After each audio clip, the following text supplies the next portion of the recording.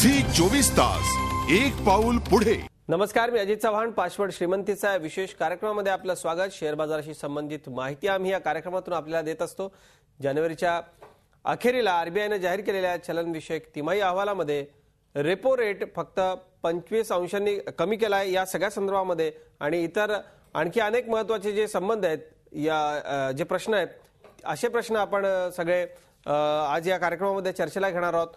राजेश तांबे आमच्याबरोबर दिल्लीच्या स्टुडिओमधून आज आहेत. आज राजेश तांबे सर आपल्या इथे स्टुडिओमध्ये नाही आहेत, पण तरी आपण थेट प्रश्न त्यांना विचारू शकणार आहात. 1800-2210-10 आमचा टोल फ्री क्रमांक आहे. तुम्ही थेट संपर्क करा आणि राजेश तांबेंना आपण प्रश्न विचारू शकतो.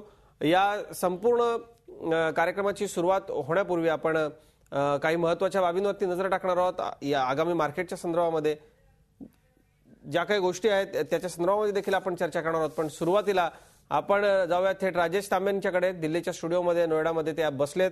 त्यांचं स्वागत या कार्यक्रमामध्ये आपण करूयात. तांबे सर, स्वागत तुमचं पासवर्ड श्रीमंतीसामध्ये. नमस्कार अजित दादा, काय म्हणता, कसं आहे? तांबे सर, आज आपण स्टुडिओमध्ये नसलात तरी देखील आपण आपल्या दिल्लीच्या स्टुडिओमध्ये आहात, मुंबईच्या स्टुडिओत नसलात तरी, आणि नेहमीप्रमाणेच भरपूर फोन कॉल्स आपल्याला येणार आहे. या सगळ्या प्रश्नांची उत्तरं आपण देऊयात. फोन कॉल्स आपल्याला यायला आता सुरुवात झाली आहे. 1800-2210-10 आमचा टोल फ्री क्रमांक आहे. पण तत्पूर्वी तांबे सर, काही महत्त्वाचे प्रश्न आहेत.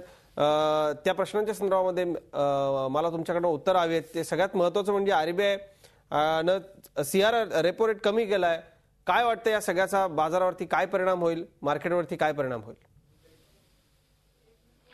असं अजित, क्वेश्चन तुमचा फार छान आहे. पण जेवढे पण इन्व्हेस्टर्स आहे, माझं सगळ्यांना असं म्हणणं आहे की सीआरआर, कॅश रिझर्व्ह रेशो तुम्ही कमी केला, रेपो रेट तुम्ही कमी केला आणि त्याच्यामध्ये बँकेंनी पण काही दरा कमी केल्या. पण तुम्ही आपण हे बघता की त्याच्याने असं काही खूप हे नाही. मी सारखं हेच म्हणतो की इंडस्ट्रीमध्ये डिमांड वापस यायला पाहिजे. जोपर्यंत इंडस्ट्रीमध्ये डिमांड येत नाही, कन्झ्युमर्स परत वापस मार्केटमध्ये येत नाही, अजून नवीन प्रोजेक्ट्स लागत नाही, एक्सपॅन्शन होत नाही, काहीही होणार नाही. आता ठीक आहे, तेव्हा काहीतरी करायचं होतं, step had to be taken, आरबीआयने स्टेप घेतला. पण याचे इफेक्ट्स, माझं म्हणणं आहे, एका रात्रीमध्ये दिसत नाही. याचे इफेक्ट्स आपल्याला 4 ते 6 महिन्यामध्ये दिसतील. आणि असं वाटलं की काही चूक झाली असेल या काही परत चेंजेस करायचे असतील, आरबीआय परत त्याच्यावरती काहीतरी करेक्शन करेल. So we have to wait for 4 months to 6 months. A very good step has been taken by the Reserve Bank of India, but now we have to wait and watch. निश्चित. Tambe sir, आपल्याला प्रश्न यायला सुरुवात झाली आहे. आपण प्रश्न घेऊयात. पहिला दिलीप बोलतात शिर्डीहून.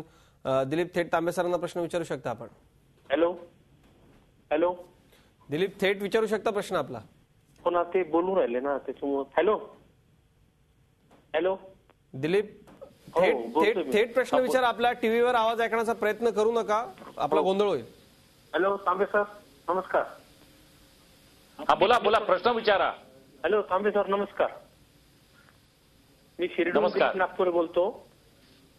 मी सुझलॉन घेतलेले 1100, ₹16.35. अजून किती वेळ थांबू? किती वेळ थांबू? पण सर्वात पहिली गोष्ट हे आहे की जेव्हा तुम्ही 1100 शेअर घेतले ₹16, तुम्ही जेव्हा वर्तमानपत्रामध्ये, गुगलमध्ये, आज माणूस सुशिक्षित आहे, आज तुमच्याकडे इंटरनेटची फॅसिलिटी आहे, कंपनीमध्ये काही खराबी नाहीये, ऑपरेशन चालू आहे, कंपनीचं प्रोडक्शन चालू आहे, पण तुम्ही बघितलं की too fast growth in too short time, त्याच्यावरती तुम्ही हे 1100 शेअर घेतले ₹16 हिशोबाने, ओनली अंडर द प्रिटेक्स की तुम्हाला वाटतंय की ₹16 शेअर उद्या ₹40-50 झाला तर मला 2 पटींनी 3 पटींनी प्रॉफिट होईल. माझं असं म्हणणं आहे की कंपनीमध्ये काही खराबी नाहीये, प्रोडक्शन चालू आहे, ऑपरेशन चालू आहे, पण too fast growth too short time, त्यांचा डेट खूप हाय आहे, तर कंपनी करेल त्याच्यामध्ये. पण डेफिनेटली फ्युचर काही खराब नाहीये ऑल्टरनेटिव्ह सोर्सेस ऑफ एनर्जीमध्ये. पण जसं तुम्ही हे घेतले 1100 शेअर आहे, तर हे तुम्ही कमी घ्यायला पाहिजे होते. पण ठीक आहे, कमी प्राइसमध्ये तुम्हाला ₹16 मिळाले. Continue to hold the stock. सुझलॉनमध्ये काही अशी काही मेजर काही खराबी नाही. जी जी, आपण सर पुढचा प्रश्न घेऊयात. विकास बोलतायत कुर्ल्याहून, मुंबईहून. विकास, नमस्कार. थेट प्रश्न विचारा तांबे सरांना. होय, नमस्कार. हॅलो हॅलो नमस्कार. नमस्कार. मी विकास पळसे, पूर्वा, मुंबईहून बोलतोय. हॅलो. माझा प्रश्न असा आहे की फार्मास्युटिकल साइड मध्ये ग्लेनमार्क आणि ते बाकीच्या ज्या सध्याच्या टॉपच्या इफ्का वगैरे, तर यांच्यामध्ये काही असं आहे की ग्लेनमार्क आणि सध्या फार्मास्युटिकल साइड पडलेली आहे, तर काय पॉसिबिलिटी काय? पॉसिबिलिटीज काय आहेत असं तुमचा प्रश्न काय? म्हणजे पडलेली आहे म्हणजे काय? पडलेली म्हणजे काय? घेतलेले शेअर्स पडलेले आहेत सध्याच्याला फार्मास्युटिकल साइडचे, असं आहे. म्हणजे ग्लेनमार्क तुम्हाला तुमच्याकडे इतका आहे.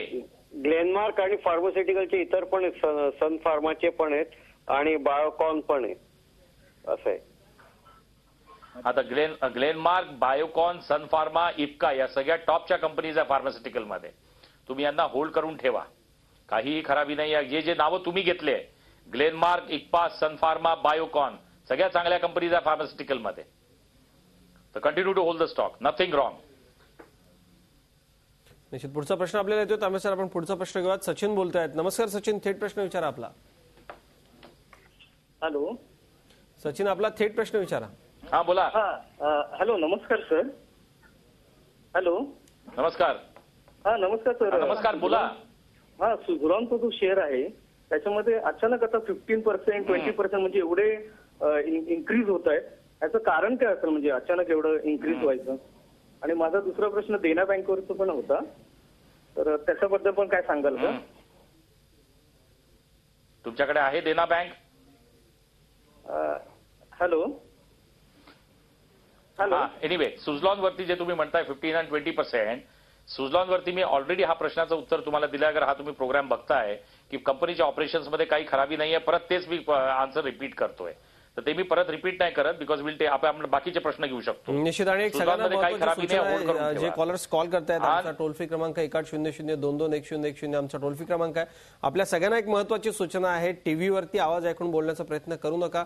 आपला फोन लागल्यानंतर आपण थेट प्रश्न विचारा, कारण थेट प्रक्षेपण हे असल्यामुळे, लाईव्ह आपल्याला दिसत असल्यामुळे तुम्ही टीव्हीवरती आवाज ऐकण्याचा प्रयत्न करू नका, गोंधळ होण्याची शक्यता असते. पुढचा प्रश्न आपल्याला आपण घेणार आहोत तांबे सर. अनेक कॉलर्स या ठिकाणी आपल्याला प्रश्न विचारतात. पुन्हा एकदा आपण आपला नंबर सांगूयात, 1800-22-1010 आमचा टोल फ्री क्रमांक आहे. पण तत्पूर्वी तांबे सर, एक सगळ्यात महत्वाचं एव्हिएशनच्या संदर्भामध्ये मला मागच्या आठवड्यापासून एक प्रश्न पडला होता, तो म्हणजे आपण एव्हिएशन इंडस्ट्रीमध्ये एफडीआयला परवानगी दिली, आता त्याच्यानंतर अनेक कंपनीजमध्ये जसं जेट एअरवेजमध्ये वगैरे येण्याची शक्यता आहे फॉरेन डायरेक्ट इन्व्हेस्टमेंट. काय सांगाल, ज्यांच्याकडे या क्षेत्रातले स्टॉक आहेत त्यांच्यासाठी काय तुमच्या सूचना आहेत? बघा, असं आहे, माझं म्हणणं हे अजित, की एव्हिएशन इंडस्ट्री पण काही खराब नाहीये. फक्त तुम्हाला एक बिझनेस मॉडेल, वर्ल्डच्या पण एअरलाईन्स बघितल्या. पण आता अगर आपण आपल्या भारताच्या संदर्भामध्ये त्याच्यामध्ये बोललो, तर आपण मी हे म्हणेल की स्पाइस जेटनी प्रॉफिट चांगला दाखवला, जे काय त्यांनी थोडा प्रॉफिट दाखवला. त्याच्यानंतर जेट एअरवेजनी पण प्रॉफिट दाखवला. इंडिगो तर छानच करते आहे. अजून इव्हन गो एअरवेज सारखी जी छोटी एअरलाईन आहे, ते पण म्हणतात की आम्ही एवढे नवीन एअरक्राफ्टची आम्ही ऑर्डर दिलेली आहे. आणि आता जसं तुम्ही 49% अगर तुम्ही दिलाय आणि ऑलरेडी कंपनीज ऑपरेशनमध्ये आहे, तर काही ऑपरेशनचे काही प्रॉब्लेम्स येत नाही. तर त्याच्यामध्ये आता जशी काही एका कंपनीने अनाउन्समेंट केली की आम्ही काहीतरी 26% स्टेक जेट एअरवेजमध्ये घेऊ, तर ज्यांच्याकडे पण जेट एअरवेज आहे, ज्यांच्याकडे स्पाइस जेट आहे, या 2 एअरलाईन्स यांना तुम्ही होल्ड करून ठेवा. पण तिसरा प्रश्न अगर तुम्ही म्हणाल किंगफिशरमध्ये पण मी घेऊ का, तर देन माझं म्हणणं आहे की तुम्ही वर्तमानपत्र वाचा, त्याच्यामध्ये जी न्यूज येते, काय कंपनीला सगळे प्रॉब्लेम्स आहेत, तर त्या कंपनीच्या शेअरला तुम्ही अवॉइड करा. आणि ज्यांच्याकडे स्पाइस जेट आहे, जेट एअरवेज आहे, ते कंटिन्यू टू होल्ड. निश्चित. आपण या सगळ्या सूचना, ज्यांच्याकडे एव्हिएशन मध्ये शेअर्स आहेत, त्या सगळ्यांनी या सगळ्या सूचना महत्वाच्या लक्षात ठेवाव्यात. तांबे सरांच्या. सर, पुढचा फोन आपल्याला येतोय, साताऱ्याहून बाबासाहेब आहेत, आपण त्यांचा प्रश्न घेऊया. नमस्कार. थेट प्रश्न विचारा आपला बाबासाहेब. नमस्कार. नमस्कार तांबे सर. माझा असा प्रश्न आहे, ETF गोल्डच्या गुंतवणुकीविषयी मला माहिती पाहिजे होती.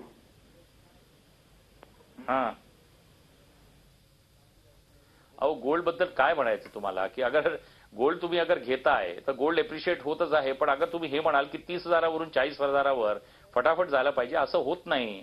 मी कितीदा आपण या पासवर्ड श्रीमंतीच्या प्रोग्रामच्या यांनी मी सांगितलंय की 900 टनची आपली डिमांड खाली 600 टनवर आलेली आहे. थोडं सगळं माझं सगळं इन्व्हेस्टर्सला म्हणणं आहे की तुम्ही पैसे इन्व्हेस्ट करता, आज मिनिमम ग्रॅज्युएशनची एक डिग्री सगळ्यांकडे आहे. अॅनालिटिकल स्किल्स ठेवा, स्वतःचं पण आपलं अॅनालिसिस करा. गोल्ड तुम्हाला वाटेल की आता मी 30,000मध्ये घेतलं आणि तर लगेच तुम्हाला 40,000चा भाव मिळाला पाहिजे, असं नाही होत.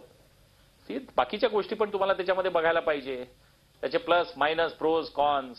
ठीक आहे, तुम्ही गोल्डमध्ये इन्व्हेस्ट केली, तुम्हाला त्याच्यामध्ये लॉस नाही होणार. पण तुम्ही म्हणाल एका महिन्यामध्ये मला 5,000चा प्रॉफिट पाहिजे, असं होत नाही. झी 24 तास, एक पाऊल पुढे.